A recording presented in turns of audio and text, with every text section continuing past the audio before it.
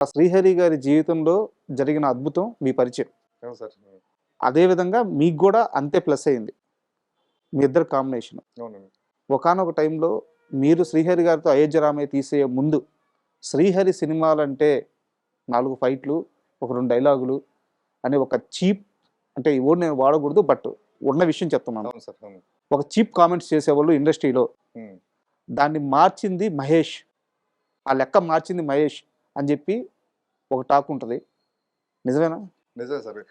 నాకు శ్రీహరి అంటే బాగా ఇష్టం సార్ అతను. అతను చాలా మంచోడండి. చాలా మంచి మెంటాలిటీ అండి. అతను వేషాల కోసం తిరుగుతుండేవాడనమాట వెరీ బిగినింగ్ అండి. నేను 'సురేష్ పర్సన్స్‌లో' అసిస్టెంట్ డైరెక్టర్‌గా చేస్తున్న టైంలో 'తాజ్ మహల్' అని ఒక సినిమా, శ్రీకాంత్ గారిది. శ్రీకాంత్ గారి సినిమా. దాంట్లో heroine father, heroine brother character ఉంటదండి అది. ఒక ముస్లిం క్యారెక్టర్ అండి. ఆ క్యారెక్టర్‌కి ముగ్గురు, నలుగురు అనుకున్నారు మాట. నాయుడు గారికి ఆప్షన్స్ ఉంటాయండి. అంటే మేము ఒక స్క్రిప్ట్ రాసి ఆయన చేసినప్పుడు ఫస్ట్ ఇద్దరు హీరోలు. హ్మ్. అలాగే ప్రతి క్యారెక్టర్ ఇద్దరు, ముగ్గురు ఉంటారు. ఇతను కాకపోతే ఇతను కాకపోతే ఇతను. అంటే నాయుడు గారు నెక్స్ట్ మంత్ షూటింగ్ అమ్మంటే నెక్స్ట్ మంత్ షూటింగ్ స్టార్ట్ అయిపోవాలండి. అప్పుడు ఎవరు దొరుకుతున్నారో వాళ్ళతో వెళ్ళిపోవాలి. ఆప్షన్స్. ఆప్షన్స్ ఇలా అనుకున్న టైంలో శ్రీహరి పేరు మూడో పేరు, నాలుగో పేరు ఉందండి. ఓకే. నేను చూసిన నాకు కథ తెలుసండి.